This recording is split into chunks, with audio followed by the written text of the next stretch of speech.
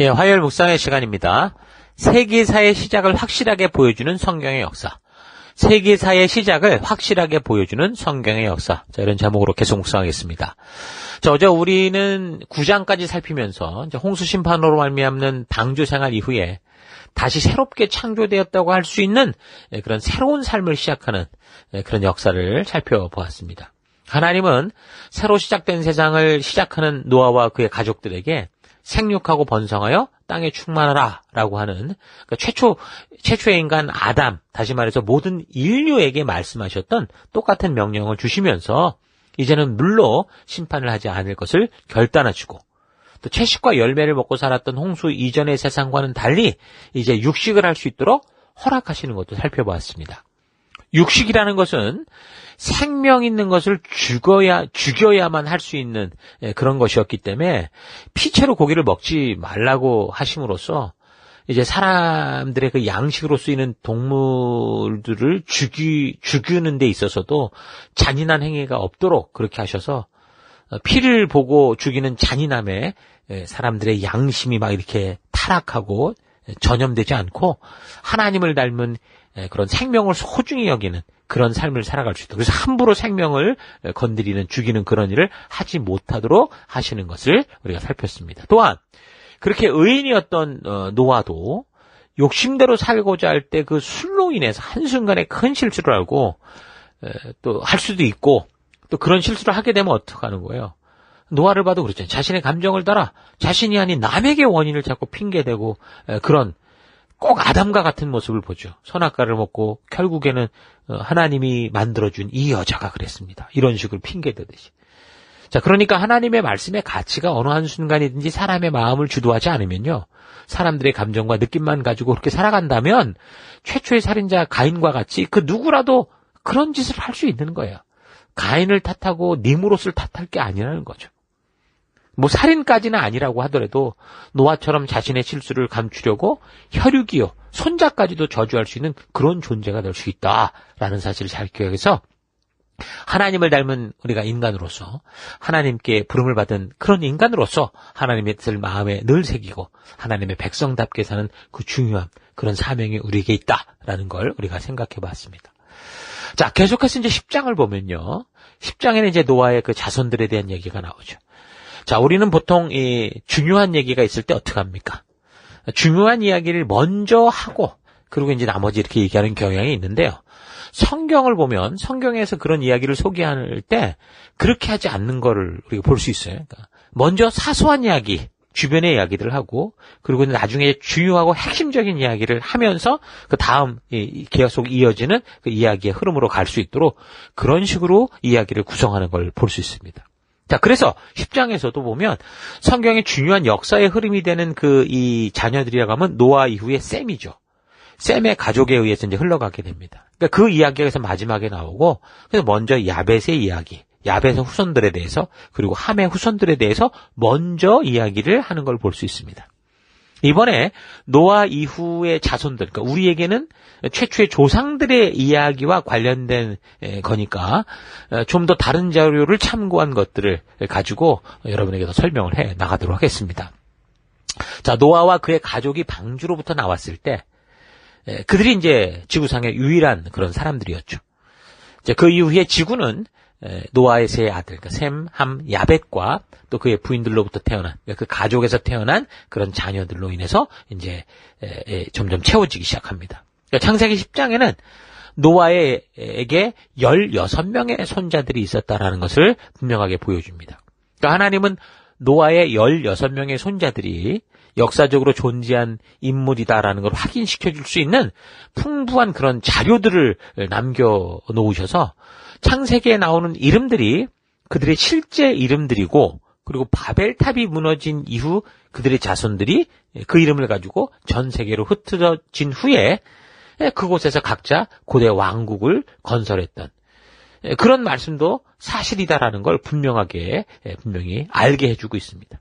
그러니까 홍수 이후 첫 번째 세대는 매우 오래 살았죠. 그래서 어떤 이들은 그의 아들, 손자, 증손자보다 더 오래 산 그런 사람도 있습니다. 이러한 사실이 결국 그들을 뿔뿔이 어떻게 해요? 흩어지게 하는 거죠. 그러니까 노아의 16명의 손자들은 각 시족의 족장들이 되었고 그래서 그들 지역에서 커다란 집단을 이루게 됩니다. 그리고 이제 다음과 같은 또 일들이 일어나는데 뭐냐면 첫째, 각 지역의 사람들은 그들이 이제 조상의 이름을 같이 올라왔으니까 그 아버지의 최초의 이 부모의 이름을 불러지게 되니까 그 사람들이 이제 그 이름으로 불려지게 되는 거예요. 그들이 거주하는 땅, 두 번째, 그들의 거주하는 땅, 주요 도시, 강, 이런 이름들을 보면 그들의 조상들의 이름이 그대로 다 이제 적혀지는 걸 볼 수 있습니다. 셋째는 가끔씩 각 나라들은 그들의 조상을 숭배하기까지 하죠. 그러니까 이러한 경우 일반적으로 조상의 이름 뒤에 그들의 신의 이름을 부르거나 또 장수했던 조상을 그들의 신으로 추대하거나 이런 식이었습니다. 그러니까 이런 사실을 근거로 해서 노아의 후손들의 이름은 잃어버릴 수 없는 방법으로 세계 곳곳에 흩어져서 그렇게 보존되어 왔어요. 지금까지.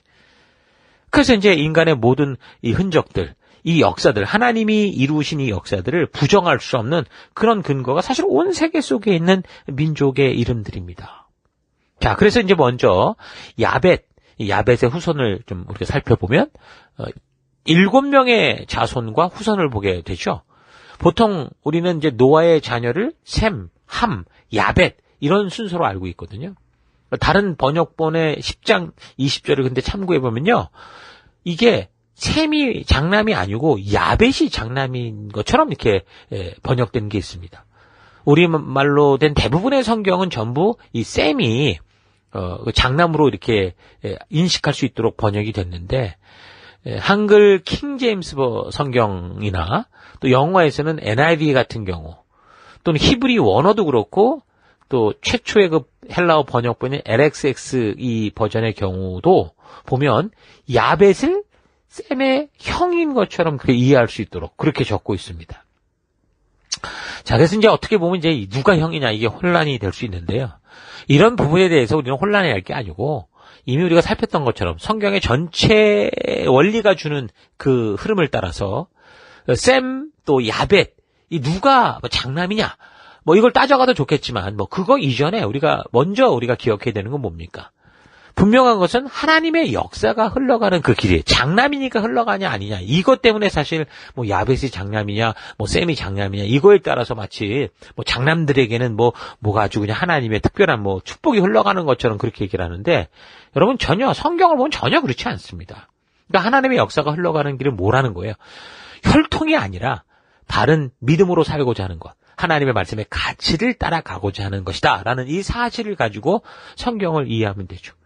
그럼 셈이 됐든 야벳이 됐든 누가 장남이든 간에 중요한 건 성경에 보여주는 역사는 그 하나님의 뜻을 따라 살아간 그 이야기는 결국 셈의 후손으로 흘러가더라라는 거 우리가 잘 기억하면 될 겁니다. 어쨌든 그래서 야벳의 후손들은 뭐라고 얘기하냐면 창세기 10장 2절 야벳의 자손은 고멜과 마곡과 마대와 야한과 두발과 메색과 디라스이다.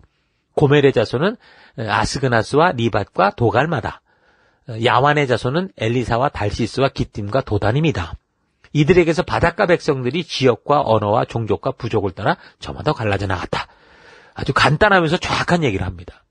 여기서 이제 처음에 고멜, 야벳의 자손 중에 첫 장남인지 어쨌든 첫 이름 고멜 같은 경우 이 에스겔서에서는 도갈마, 그러니까 고멜의 아들, 함께 고멜의 초기 자손들이 북쪽 지역, 그러니까 극한 북방 지역에 살았다. 그렇게 기록을 합니다. 에스겔 38장 6절에 보면. 이곳은 현재 신약 성경에 나오는 터키의 이 갈라디아 지역으로 알려져 있죠. 유태인 역사학자인 플라비우스 요세푸스의 기록에 의하면요. 그가 살던 시대인 AD 93년경에 갈라디아인 또는 고울은 이전에는 고멜릿이라고 불렸었다라고 말합니다. 또 다른 기록으로는 고멜족은 흑해와 카스피의 북쪽에 살던 스키티아에 의해서 러시아 남부에서 추방당했다라고도 알려지거든요. 그러니까 고멜족은 기원전 8세기 말경 마대, 그러니까 스키타이족에게 밀려서 코카소스 산맥을 넘어서 소아시아의 갑바도기아 또 갈라디아 땅으로 들어왔다고 봅니다. 그들은 이제 현재 프랑스와 스페인이라고 불리는 서쪽 지방에 이주를 했거든요. 수세기 동안 프랑스는 고멜의 자손들 이후에 고울이라고 이렇게 불렸고, 현재도 스페인 북서쪽은 갈리시아라고 이렇게 불리고 있습니다. 고멜의 자손들 중 몇몇은요, 웨일즈라고 불리는 곳까지 더 멀리 이주를 하게 되죠. 웨일즈의 역사학자인 데이비스의 기록에 의하면 전통적인 웨일즈 사람들은 영국의 지금 한 부분이죠. 이 사람들은 고멜의 자손들이 프랑스로부터 영국의 섬으로 와서 정착한 거고, 그 시기는 대략 대홍수로부터 약 300년이 지난 후였다라고 말을 합니다. 또한 그의 기록에 의하면 웨일즈 언어도 고머레그, 그래가지고 고멜의 이름에 따온 그런 언어를 썼다, 그렇게 얘기를 하죠. 그들의 시족의 다른 무리는요, 아르메니아에 속해 있는 그런 땅에도 정착을 했습니다. 고대 아르메니아는 터키까지 그 지경이 다 있었거든요. 터키라는 지명도 도갈마라는 데서부터 파생되어 나온 겁니다. 또 그들 중에는 다른 사람들은 이제 독일로 이주를 한 걸로 보이는데, 아스그나스는 이제 게르마니, 이런 것의 히브리 명칭이 바로 이제 그 이름이고요. 어원적으로는 고멜과 게르마니가 연관돼 있다라는 게 분명합니다. 이렇게 고멜의 후손들은 오늘날 서중앙아시아와 유럽 일부를 구성하는 그런 민족으로 이제 퍼지게 된 거죠. 자, 그 다음이 마곡이죠. 다음 손자가 마곡인데, 야벳의 둘째 아들이었던 이 마곡은 성경 안에서 정확한 혈통 계보가 뚜렷하지 않습니다. 하지만 에스겔서를 참고할 때 마곡은 분명히 곡이라는 것과 연관이 되고, 한 통치자 밑에서 메색과 두발, 이게 연합했다라는 이 사실을 우리가 보면 마곡이 북방의 야만 민족이 되었다라는 것을 우리가 알 수 있게 해줘. 에스겔서 38장에 이제 그런 얘기들이 나오는 걸 보면 충분히 유추가 가능합니다. 그러니까 전통적으로 마곡 쪽은 요세푸스 기록에 따르면 스키타이족이 되거든요. 그러니까 많은 학자들은 성경의 마곡과 곡을 동일한 그런 민족으로 간주를 합니다. 요세푸스는 북방에 살던 사람들을 마고기티스라고 불렀는데, 그리스 사람들은 이 사람들을 스키타이다 이렇게 불렀다는 거죠. 브리테니커 백과사전에 의하면 지금의 루마니아 그리고 우크라이나를 포함한 그런 지역의 고대 이름도 스키티아, 그러니까 성경에 수구디아라고 나오죠. 그런 걸 알 수 있습니다. 자, 우리 민족은 전통적으로 셈의 혈통이라고 알고 있는데, 이런 노아의 후손들이 어떻게 이 온 세계로 흩어졌는지를 연구하는 분들 중에 우리 민족이 셈이 아니라 야벳 계통일 것이라고 말하는 그런 경우가 있거든요. 바로 이 마곡 백성과 연관돼서 연구할 때 그런 이야기들을 하는 걸 볼 수 있습니다. 그러니까 여기 스키타이족이란 세계 최초로 유목 정권을 이룬 그런 민족입니다. 이들은 서쪽으로는 헝가리, 그리고 터키, 그리고 동쪽으로는 한반도 남부까지 그 영향력을 확장해서 세계 최초로 글로벌화된 그런 민족을 이루거든요. 조금 전에 고멜족에 대해 얘기할 때 고멜족이 이 스키타이에게 밀려서 흑해와 카스피아 연안에서 이제 남쪽, 그러니까 지금의 서남 터키 방향으로 밀려났다고 했는데, 게르만 민족의 대이동을 일으킨 것도 바로 이 스키티아인들이죠. 그러니까 동유럽 토착민들이 두려움의 대상이었던, 그러니까 드라큘라 전설을 만들어낸 것도 바로 이 스키타이 민족 때문에 그런 이야기가 나오는 겁니다. 이들은 서기 370년경 유럽 남동부를 침략한 이후에 140여 년 동안 유럽 남동부와 중부에 거대한 제국을 건설한 그런 유목민족이 되죠. 그러니까 스키타이를 이란인들은 사카라고 부르고, 인도인들은 샤카, 중국인들은 새, 그러니까 변방을 의미하는 새라고 불렀습니다. 하지만 넓은 의미에서 같은 유목민인 흉노나 훈족도 결국은 다 보면 이제 스키타이 계열이다, 그렇게 볼 수 있죠. 자, 그렇다면 이들 마곡 족속은 우리나라 신라 왕족과도 연결이 될 수 있다는 거죠. 한반도 삼국 통일을 완성한 신라의 문무왕릉 비문에 보면 투후 제천 지윤이란 이 구절이 있는데요. 여기서 투후는 흉노, 휴도왕의 태자로서 한무제의 그 총애를 받았던 김일제라는 사람을 가리킨다거든요. 그러니까 신라의 왕족은 자신들이 하늘을 섬기던 김일제 혈통의 후손이었다라는 걸 밝히고 있는 거죠. 그래서 경주 지역 신라 김씨 왕가의 김알지 후손들은 자신들을 흉노계인 그 김일손의 후손으로 그렇게 인식하고 있다라는 걸 보여주는 대목입니다. 그러니까 흉노족들이 유목민으로 정착 생활을 하지 않은 것으로 알려져 있지만 그렇지 않다는 거죠. 성곽을 만들어서 농사를 지은 그런 족속들도 다수 존재했고, 특히 그들의 유적에서는 과거 한반도 그 북동 지역 옥저 사람들이 발명했다고 알려진 온돌, 깐이라고 하는데 이 온돌이 발견되기도 했습니다. 이렇게 일부 흉노는 우리 땅에 정착하고 우리 민족에 동화되었다. 그렇게 보는 그런 경우도 있습니다. 자세한 것들은 여러분들이 한번 이 노아의 그 혈통을 따라 한번 찾아가 볼 수 있으면 좋겠습니다. 자, 세 번째는 누구죠? 마대입니다. 마대는 셈의 아들인 엘람과 함께 현재 이란 사람들의 조상이 됩니다. 요세푸스는 마대의 자손들이 그리스 사람들에 의해서 메대라고 불렸다고 그러는 거죠. 그래서 구약에서 메대가 언급될 때마다 히브리어로는 이제 마대라고 쓰여진 거예요. 이 페르시아의 왕 퀴로스 같은 경우, 페르시아의 이 건설자죠. 키로스 이후 시대에 이 메대는 항상 페르시안들과 함께 언급이 되죠. 결국 이 고레스가 다 이 메대와 바사라는 게 페르시아고 메대가 바로 이 메대를 말하는 거거든요. 그렇게 언급이 됩니다. 1935년 이후 그들은 이제 그들의 나라를 어떻게 바꿉니까? 이란이라는 이름으로 지금 불리고 있는 거예요. 그래서 메대인들은 또한 인도에도 정착을 했다. 그렇게 이제 봅니다. 자, 그럼 네 번째는 야완이죠. 야완은 그리스의 히브리 단어입니다. 그러니까 그리시아 또는 그리시안.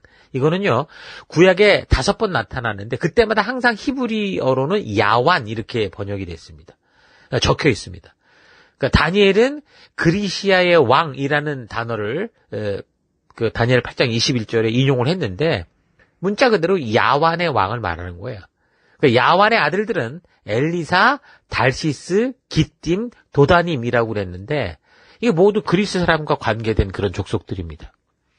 고대 그리스인들의 명칭인 이 엘리시안이라는 게 엘리샤로부터 이제 그렇게 그들의 이름이 물려받았다라는 게 분명한 거예요. 달시스 또는 다소스 또 실리시아 이런 거는 이제 그 현재 터키 근방에 위치했었죠. 브리테니카 백과사전에 의하면 이 기띔은 키프로스의 성경적 이름이고요. 그리스 사람들은 주피터 도다네우스라는 이름으로 주피터 신을 숭배했었는데 이건 아마도 야벳과 그 야완의 네 번째 아들인 도다님에게서 이제 파생된 그 언어라고 봅니다. 그의 신탁소가 도데나에 있었거든요. 자, 그런 식으로 또 이제 야완, 그리스의 조상이었던가라는 걸 알 수 있고, 5번째 두발이었죠. 이 두발은 그러니까 누구냐? 에스겔은 이 두발을 곡과 메색과 함께 이렇게 언급을 합니다. 그러니까 BC 1100년경에 아시리아의 왕이었던 디글랏빌레셋 1세는 이 다발리라 불렸던 두발의 자손이었다는 거예요. 그래서 요세푸스는 그들의 이름을 도벨리트라고 기록을 했는데 이는 후세의 이베리안들로 이렇게 알려지게 돼요. 이베리안. 그러니까 요세푸스 시대의 그들의 땅은 로만 이베리아 이렇게 불렸고요. 현재는 구소련 연방인 그루지아 지방에 속하는데 지금도 그곳의 수도는 트빌리시로서 그러니까 두발이라는 이름에서 파생된 거예요. 이곳으로부터 코카소스 산맥을 가로질러서 그 사람들은 정확하게 북동쪽으로 이주를 했는데 이때 그들 부족의 이름을 따서 강의 이름도 도불 이렇게 불렸죠. 도볼스크라는 유명한 그런 도시도 그들이 이제 세우는 그런 두발의 자손들이 이제 그런 일들을 하게 됩니다. 자, 그리고 이제 6번째는 메색인데요. 다음 손자의 이름인 이 메색은 따져보면 모스크바의 옛 이름입니다. 모스크바는 러시아의 수도임과 동시에 그 도시를 둘러싼 지역의 명칭이기도 하거든요. 현재에도 그 주변 지역에서 메스체라 노랜드라는 거는 여전히 메색의 이름을 따라 불려주고 있고요. 오랜 세월이 흘렀어도 변하지 않고 있습니다. 그러니까 성경과 연관된 그 지역과 지명, 그 왕들 그 이름이 다 그렇게 연결돼 있다라는 거예요. 자, 그리고 마지막 7번째는 디라스였죠. 티라스. 요세푸스에 의하면 티라스 자손들은 디라시안스라고 불렸습니다. 그러니까 그리스인들은 그들의 이름을 트라시안으로 바꾸죠. 트라키아는 남쪽으로는 마케도니아로부터 북쪽으로는 다뉴브강, 동쪽으로는 흑해까지 이렇게 퍼져갑니다. 그러니까 이 사람들이 바로 이제 유고슬라비아를 이루게 되는 거예요. 세계 백과사전에 의하면 트라키아 사람들은 야만적인 인도 유럽 계통의 사람들로서 전쟁과 약탈을 좋아하는 민족이었다라고 되어 있어요. 이 트라스는 그의 자손들로부터 투라스, 또 번개의 신인 토르 이렇게 이제 명칭을 받으면서 숭배를 받는 그런 일들이 있었죠. 자, 이렇게 이제 야벳의 후손들에 대해서 우리가 살펴봤고요. 자, 그 다음에 이제 함의 경우, 성경에 보면 지금 4명의 아들만 기록되죠. 10장 6절, 함의 자손은 구스와 이집트와 리비아와 가나안이다. 그렇게 말합니다. 그러나 손자들의 경우는 한 가문에 6명에서 10명으로 굉장히 많이 이렇게 확 증가하는 걸 볼 수 있어요. 자, 그럼 첫 번째 자손이 구스였죠. 함의 자손들은 주로 이제 남서부 지역인 아시아와 아프리카에 살았습니다. 그러니까 성경에서는 자주 아프리카를 함의 땅이라고 부르죠. 그러니까 노아의 손자 이름인 구스는 옛적에 이제 에디오피아의 히브리 단어가 이제 구스입니다. 그러니까 예외 없이 영어 성경에서는 에디오피아란 이 단어는 항상 히브리어로 구스라고 이제 기록을 하죠. 그러니까 요세푸스는 그 이름을 쿠스에서 쿠스라고 이제 표현을 해요. 요세푸스 유대인 이 역사학자는. 심지어 현재에도 이디오피아 사람들은 자기들 스스로 또는 아시안들 모두에 의해서 그러니까 쿠사이트, 첫 사이트 그런 식으로 그렇게 이제 불리는 거죠. 그러니까 그 구스라는 이름이 그대로 지금 흘러내리고 있다 그 말입니다. 자, 두 번째는 제가 아까 읽어드린 것은 이집트라고 했는데 그게 이제 현대어 형경식으로 읽어진 거고 이제 옛 그 성경 그대로 미스라임이라고 적혀 있거든요. 그러니까 미스라임이라는 게 바로 이집트입니다. 그러니까 애굽이라는 이름은 구약에서 수백 번 언급되고 한 번을 제외하고는 항상 미스라임이라는 단어로 번역이 됩니다. 그 땅 거민 창세기 50장 11절을 보면 그 땅 거민 가나안 백성들이 아닷 마당의 애통을 보고 가로되 애굽 사람의 큰 애통이라 하였으므로 그 땅의 이름을 아벨 미스라임이라 하였으니라고 말합니다. 이런 것들을 봐도 충분히 우리가 이 연결된 역사인 것을 알 수 있죠. 자, 세 번째 자녀는 누구였습니까? 풋이었죠. 풋은 현재 리비아, 그러니까 이집트 서부 쪽을 말하는 거죠. 그러니까 리비아의 히브리 그 단어가 풋인 거예요. 그러니까 구약 성경에서 이제 3번 이렇게 번역됐고요. 그래서 리비아 내에 고대에 풋이라는 강이 있었습니다. 그러니까 다니엘 시대에 이미 그 이름은 리비아로 이제 바뀌어져 있었고요. 요세푸스에 의하면 풋은 리비아를 창건한 사람이고 그들은 부타이티스라고 불려졌다. 그렇게 적고 있습니다. 이 또한 분명한 거죠. 성경과 이 역사와 현재가 다 연결되어 있는 그런 걸 알 수 있습니다. 자, 그럼 함의 마지막 그 아들 이름이 가나안이라고 그랬죠. 노아의 다음번 손자가 가나안인데 훗날 로마인들에 의해서 이제 팔레스틴이라고 아예 그냥 불려지던 현재 그 이스라엘과 요르단 지역에 있었던 그 히브리식 언어가 이제 카나안입니다. 그러니까 여기서 우리는 이제 몇몇 함의 자손들을 간단히 살펴볼 필요가 있는데요. 그곳에는 이제 블레셋이라는 이름이 나오죠. 그러니까 이것이 팔레스타인의 조상인 것이 명백하거든요. 이후에 이제 팔레스타인이 이 이름 때문에 그렇게 그 지역이 가나안이 이름이 바뀐 거예요. 원래 카나안이라는 이름이. 이 모세가 백성들을 끌고 갈 때만 해도 가나안 땅이라고 아브라함 때도 그렇게 불렀는데 나중에 로마가 하도 이제 유대인들이 반발을 해버리니까 이 땅을 바꿔버린 거죠. 그 다음에 시돈이라는 데도 그 위에 보면 그 도시를 처음 창건한 조상의 이름이 바로 시돈이고 헷도 고대 히타이트족의 조상이었죠. 또한 그의 자손들은 창세기 10장 15절에서 18절 사이에 열거되어 있는데 여부스 족속, 그러니까 여부스 족속은 예루살렘의 옛 이름이었고요. 여부스라는 게. 그다음에 아모리 족속, 기르가스 족속, 히위 족속, 알가 족속, 신 족속, 아르완 족속, 스말 족속, 하맛 족속. 이게 그런 거 다 조상이 되는 거예요. 이 사람들이 바로 가나안에 살던 고대인들이었죠. 그래서 하나님이 이 가나안의 7 족속들을 쫓아내는 그런 일들이 생긴 거예요. 자, 함의 자손 중에 일단 가장 유명한 사람은 이제 니므롯이었는데, 그는 이제 이게 바벨론의 창시자였고, 신할 땅에 에렉, 아갓, 갈레 이런 도시를 창건했던 그런 사람이었죠. 자, 지금 성경에서 보여주는 이 노아의 후손들의 이름과 세계 역사 속에 나오는 민족들의 이름이 분명하게 확실한 연관성이 있다는 걸 우리가 분명히 알 수 있습니다. 세계 역사가 말해주는 이 연대들은 조금 차이가 있어요. 그런데 성경의 역사는 노아의 홍수 후에 벌어지는 이 상황을 이야기하고 있고, 그리고 분명히 이 세계는 노아의 홍수 사건 후에 점차 번성하고 확장된 것이 분명한 건데, 성경을 통해 보는 연대는 전통적으로 대부분 아브라함의 출생 시기, 그러니까 BC 2166년을 이렇게 기준으로 보거든요. 그러면 이제 노아가 890세 때고, 그러면 이제 홍수 후 292년 후가 되니까 BC로 따지면 2458년경이 홍수 심판의 그런 시기였는데, 그렇게 되면 세계사를 통해 제시되고 있는 연대들과 분명히 차이가 나는 거죠. 자, 그래서 성경과 세계사의 연대를 우리가 정확히는 맞출 수는 없지만요. 분명한 것은 성경의 홍수 후에 민족들이 분산되고 또 각자의 문화를 이루어가기 시작했다라는 건 맞기 때문에 연대와 관련된 것은 우리가 뭐 계속해서 차분히 뭐 더 연구하고 고대 자료들을 찾아가고 그러면서 우리가 살펴볼 그럴 부분이라고 볼 수 있습니다. 자, 어찌됐든 성경은 이렇게 세계의 역사 속에서 문명이 발달하는 시점과 분명한 맥을 같이 하고 있다는 거예요. 인류 최초의 문명을 우리가 보통 수메르 문명이라고 부르는데, 이 수메르 문명은 기록이 남아있는 문명 중 세계에서 가장 오래된 문명이죠. 이 문명을 이룬 사람들이 어디서 왔는지는 정확히 모르지만 중앙아시아나 서아시아 고원지대 어딘가가 아니었을까 그렇게 추정을 하거든요.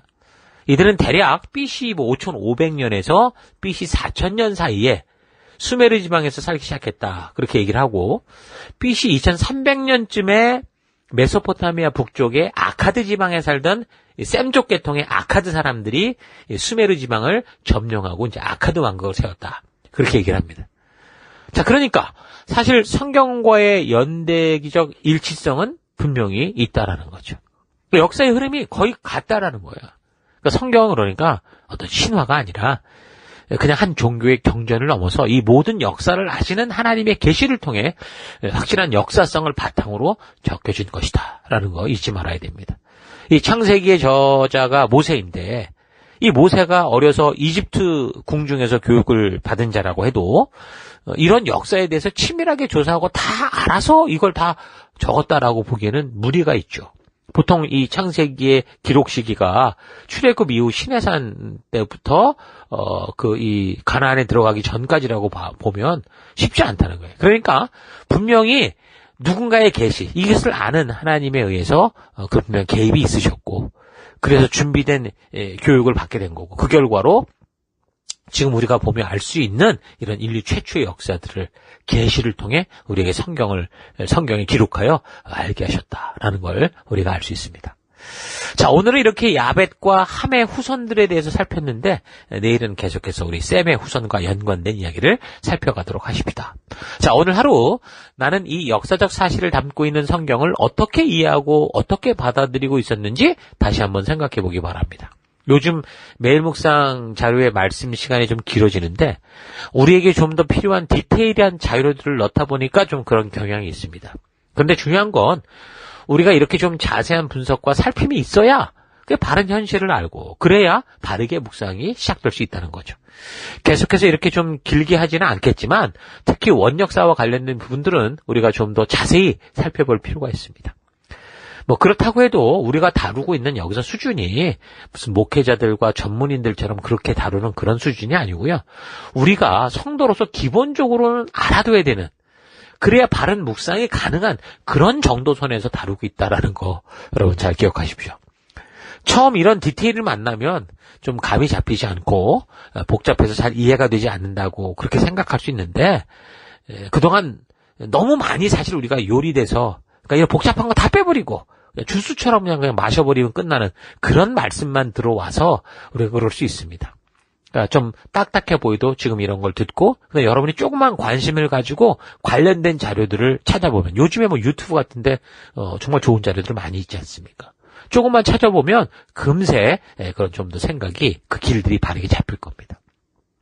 자, 그래서 어쨌든 우리가 나누는 것이 좀 딱딱한 음식처럼 느낄 수 있지만 이것을 통해서 우리는 더더욱 깊은 맛이 나는 음식들을 스스로 만들 수 있다라는 거 잊지 마시고요. 차분히 역사적인 순서를 따라 좀 더 성경을 바르게 이해할 수 있는 기초를 놓는 그런 작업들을 우리 차분히 해나가도록 하십시다. 성경은 인류의 태초로부터 오늘 우리가 왜 이렇게 살아가는지에 대한 사실적인 역사의 전반을 하나님의 계시를 통해 우리에게 말씀하면서 우리로 하여금 하나님의 진심을 알고 이 땅을 살아가는 동안 어떤 길을 걸어야 하는지를 알려주고 있습니다. 성경에는 하나님의 진심이 담겨 있습니다. 그래서 우리는 이 성경의 역사를 처음부터 끝까지 하나도 빠지지 말고 신실한 마음으로 살피고 그 진위 여부를 차분히 여러 기록과 또한 과학적 검증들을 통해 확인해 나가야 됩니다. 자, 우리의 이런 노력 속에 더불어서 이제 진리의 성경 하나님께서 깨닫게 계시는 계시를 우리가 바르게 알아서 우리가 살아가는 삶의 또 곳곳에서 살아계신 하나님이 역사하시는 이 세상의 역사의 흐름을 바르게 파악하고 그래서 그 안에서 우리가 보내받은 사명을 따라 바르게 말씀의 가치대로 살아가는 그래서 하나님 나라를 세워가는 여러분과 제가 되기를 주의 이름으로 축원합니다. 자, 오늘 하루도 힘내십시오. 잠시 기도하겠습니다. 하나님께서는 우리 인류가 어떻게 출발해서 어떤 과정을 거쳐 이런 현실 속으로 살아가는지를 분명하게 역사를 통해 말씀해 주시는데 그저 좀 복잡하고 어렵게 느껴진다고 하여 늘 쉽고 편안한 것들만은 찾아왔던 것을 회개합니다. 하나님과 동행하는 이 길을 진심으로 즐거워하는 게 아니라 그저 종교적인 모임에 참가하고 있다는 것에 의의를 두거나 또는 말씀을 들어도 무슨 내용인지도 모르고 그저 그런 말씀을 듣는 행위를 하고 있는 것에 만족하는 수준의 삶을 살아오는 것을 회개합니다. 인간들이 계속해서 망치는 이 역사를 하나님께서 고치고 이끌어주시는 이 은혜와 사랑을 바르고 온전히 알아서 세상과 상황을 탓하는 인생이 아니라 어떤 상황 환경 속에서도 하나님의 뜻대로 살아가는 그런 내가 되기 원합니다. 그런 길을 얻기 원합니다. 하나님, 이 세계사의 시작의 부분에서 우리가 온전히 하나님의 그 역사를 알고 바른 방향을 잡아 이제 우리가 성경을 읽고 이 세계를 분석하고 또 이 우리가 살아갈 이 땅에서의 하나님의 지혜를 우리가 구할 때 바르고 온전히 주의 마음과 그 의도를 알아가는 귀한 시간들로 이끌어질 줄 믿습니다. 그 길로 인도하시고 이끄신 하나님 감사드리고 예수님 이름으로 기도했습니다. 아멘.